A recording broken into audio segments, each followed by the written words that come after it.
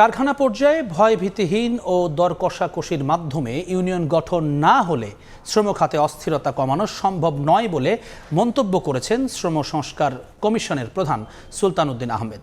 অটোমেশনের কারণে চাকরি হারানো শ্রমিকদের দক্ষ করে তোলারও পরামর্শ তার।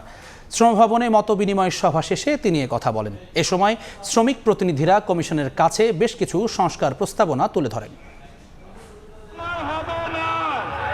সরকার পতনের পর নানা দাবিতে উত্তাল হয় দেশের তৈরি পোশাক কারখানাগুলো, ঘটে ভাঙচুর ও প্রাণহানির ঘটনাও। এ অবস্থায় গঠিত হয় শ্রম অধিকার সংস্কার কমিশন। সোমবার শ্রম ভবনে তৈরি পোশাক কারখানার শ্রমিক প্রতিনিধিদের নিয়ে মতবিনিময় সভার আয়োজন করে কমিশন। সভায় উঠে আসে নানা প্রতিবন্ধকতার কথা, তুলে ধরা হয় বিভিন্ন সংস্কার প্রস্তাব। যেটা আইএলও কনভেনশন এবং আমার দেশের সংবিধানের যে মূল ধারা, সেই ধারার সাথে কন্ট্রাডিক্ট করবে এমন কোনো কিছুকেই লতে অন্তর্ভুক্ত করা যাবে না।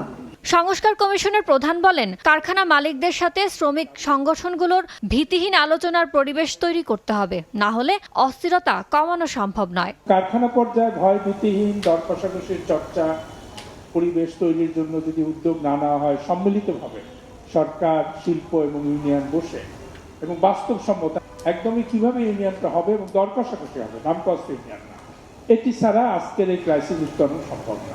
এ সময় অটোমেশনের কারণে বেকার হওয়া শ্রমিকদের পুনর্বাসনের জন্য সমন্বিত উদ্যোগ গ্রহণের পরামর্শ দেওয়া হয়। পাশাপাশি শ্রম খাতে নারী পুরুষ বৈষম্য কমানো ও জলবায়ু পরিবর্তনকে গুরুত্ব দেওয়া হচ্ছে বলে জানায় কমিশন। ইয়ানুর শিফাত, সময় সংবাদ, ঢাকা।